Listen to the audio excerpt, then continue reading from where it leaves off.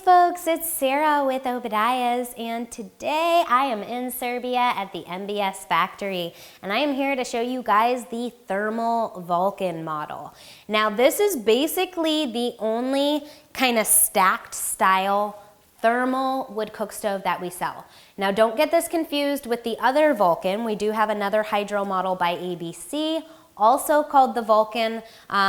This is spelled with the K, and the other model is spelled with a C, so that's going to be the difference.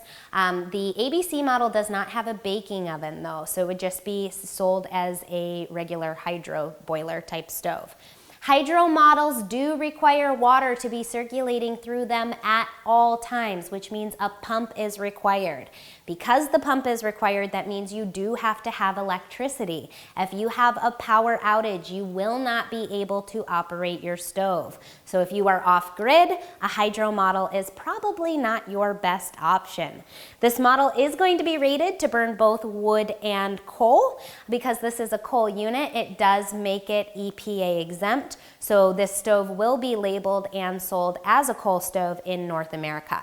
This model is not UL or ULC listed for the United States or Canada, so keep that in mind with your homeowner's insurance, any type of building inspection or wet inspection.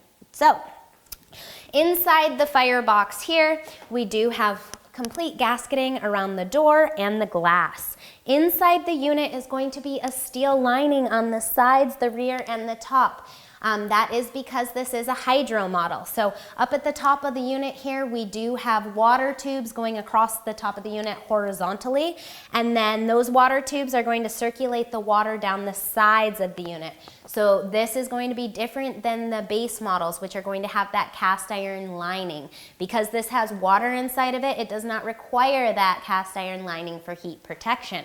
However, if you burn this stove without water, you will overfire and warp the stove, which is not covered under warranty.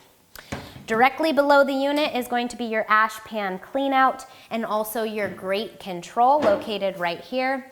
Your air control, your primary air control located from the bottom, is going to be located on this dial.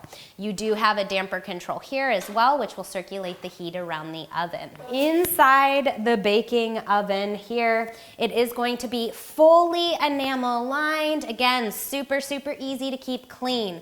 You do have an oven clean out plate located right here. It's about 12 inches long by 6 inches wide, so that's super easy access between the firebox and the oven. I really like how easy MBS has made their clean out system.